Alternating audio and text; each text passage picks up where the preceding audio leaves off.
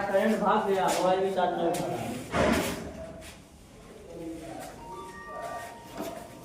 आया तार सब सही है, करंट है ना।